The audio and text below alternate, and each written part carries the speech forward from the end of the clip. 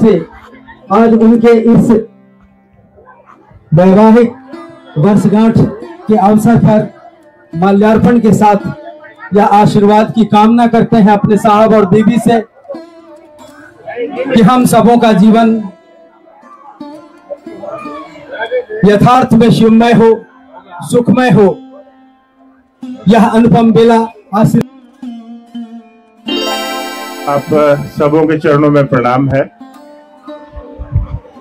और आज साहब श्री हरिंद्रानंद जी और दीदी नीलम आनंद, उनके वैवाहिक वर्षगांठ पर हम सभी यहाँ उपस्थित हैं।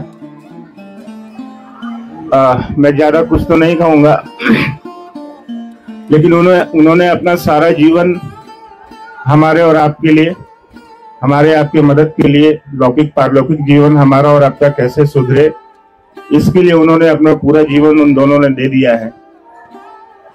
अब हमारा और आपका कर्तव्य है कि हम और आप उनकी विचारधारा को आगे लेकर चलें और दुनिया के एक एक व्यक्ति के दिल में साहब और दीदी की बात को उतार दें। इसी कामना के साथ आप सबों के चरणों में मेरा प्रणाम है। हम सभी मिलकर प्रयास करेंगे और इसको करेंगे। प्रणाम। हम सभी बड़े सौभाग्यशाली हैं उपवन की इस पावन धरती पर। उप का मतलब ही होता है निकट। किसके निकट? अपने साहब दीदी के निकट।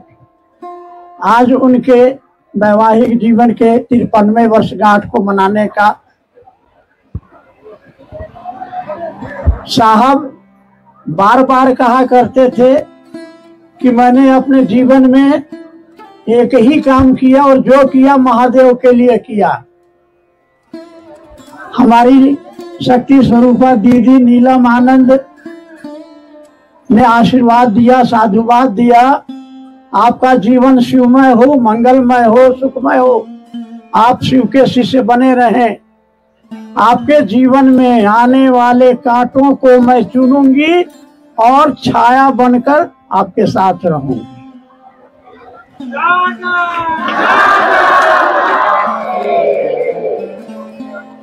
दीदी माँ ने मर मर के गुरु कार्य किया और मरते मरते इसी काम को किया। क्या किया?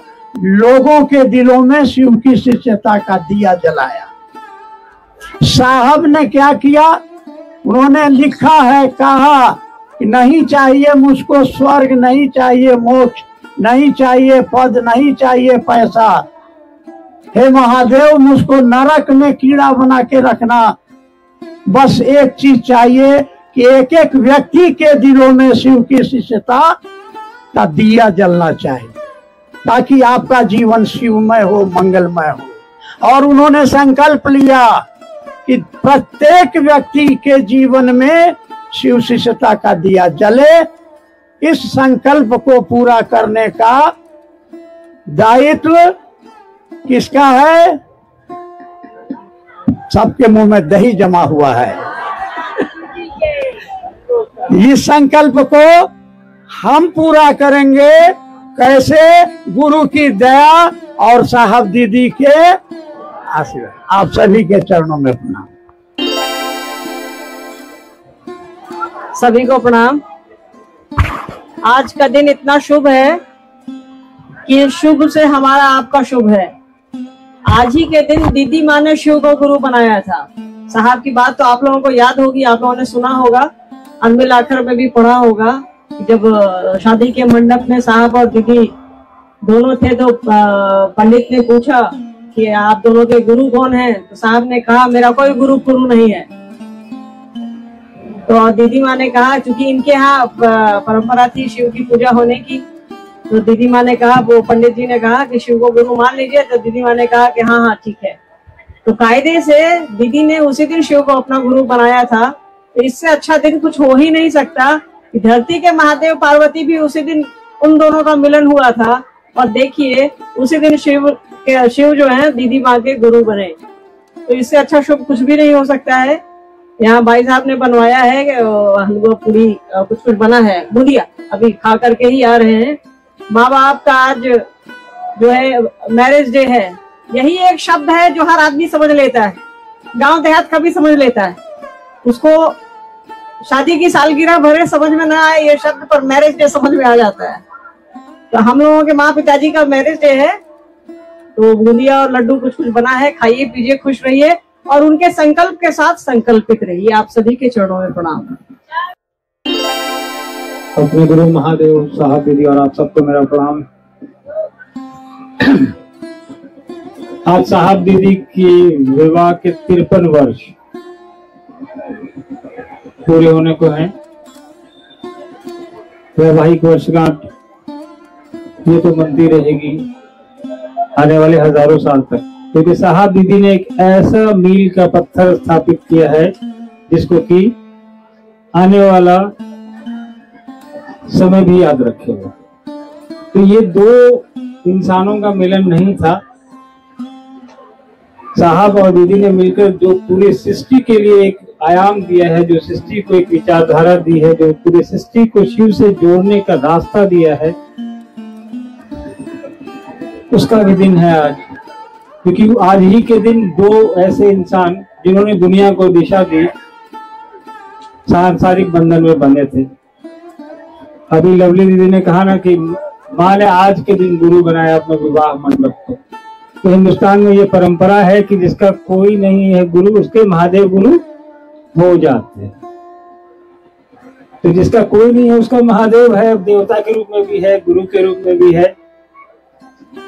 तो आइए हम लोग इस परंपरा को जो साहब दीदी ने बनाई है, हमारे आपके बीच स्थापित किया है, शिव के इस गुरु स्वरूप को वैवाहिक वर्षगांठ के दिन और प्रगाढ़ करें, मजबूत करें, इस भाव के साथ आगे बढ़े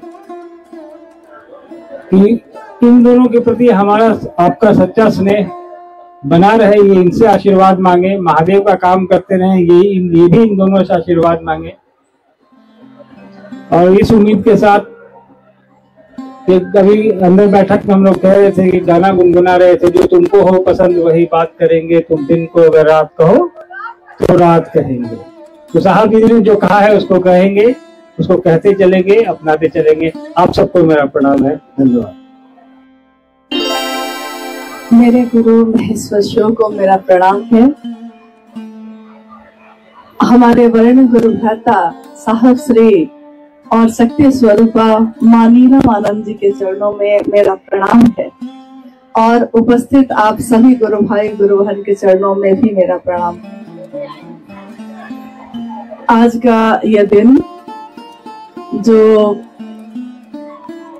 आज घटित हो रहा है 22 मई 2025 और 22 मई 1972 को मनातूगढ़ में आज ही की तिथि में शिव और शक्ति का ये मिलन, जिसका साक्षी बना वो स्थान, वो जगह, और साहब की ये जीवन की यात्रा जो एकाकी चल रही थी, धीरे धीरे धीरे धीरे आगे बढ़ती गई, जिसमें अब पल प्रतिपल संगम था, साथ था शक्ति स्वरूपा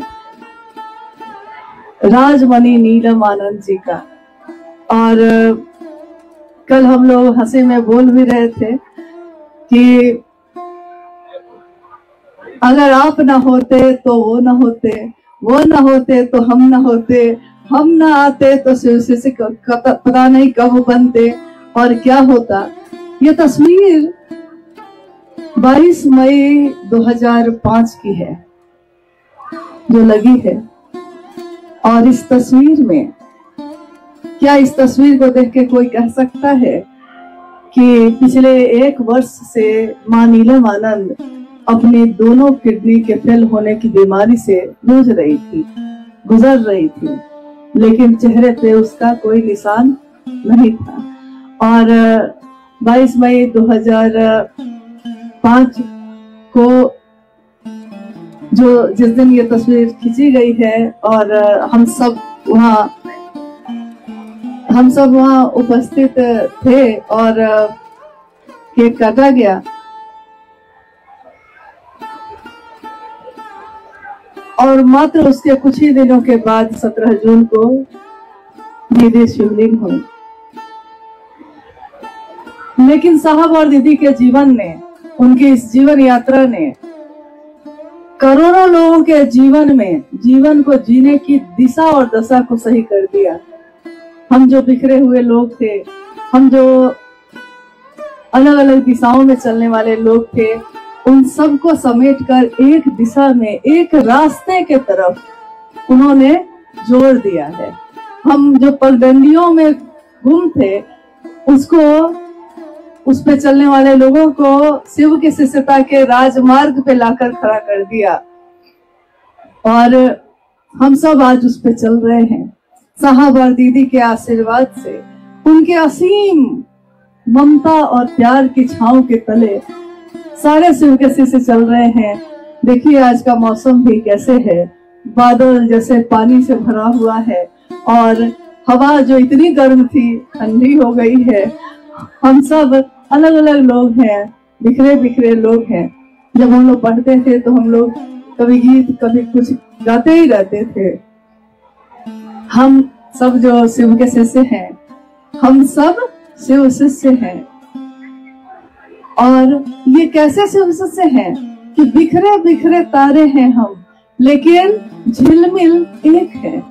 सबकी झिलमिलाहट, सबकी चमक एक है और ये चमक है शिव का, शिव के शिष्यता का। तो आगे हमारे जीवन में और प्रकाश ये बढ़ता रहे ताकि दुनिया इस प्रकाश से नहाती रहे। साहब और दीदी को हम लोग अपने जीवन में क्या दे सके, कुछ भी नहीं। लेकिन भैया ने अभी जो कहा कि साहब ने अक्सर कहा ये, जिसको आप प्यार करते हैं, जिसको आप अपना दिल दे बैठते हैं, उसके लिए सचमुच में गुनगुनाते हैं कि जो तुमको हो पसंद वही बात कहेंगे। तुम दिन को अगर रात कहो रात कहेंगे। हम तुम्हारे सिवा कोई बात न करेंगे। तो महादेव का काम करने में जो अनुभूति है वो यही है कि करने वाला करता है, चलने वाला चलता है। न वो गड्ढों को देखकर उस तरफ मुड़ता है, गड्ढों को देखता जरूर है, लेकिन इसलिए देखता है ताकि उसका रास्ता सुरक्षित तय हो जाए। तो देखिए जरूर। लेकिन शिव के शिष्यता की बगिया में फूल खिले हैं, सुगंधित है, सुवासित है। तो हम सब शिव शिष्य, हम सभी गुरु भाई गुरु बहन अपने साहब और दीदी को फूल क्या चढ़ाएंगे, उनको अपना दिल ही बिछाते हैं। सारी दुनिया बिछाती है फूल, दिल अपना बिछाएंगे हम। तो साहब दीदी को प्रणाम है, आप सभी के चरणों में मेरा प्रणाम। आप सब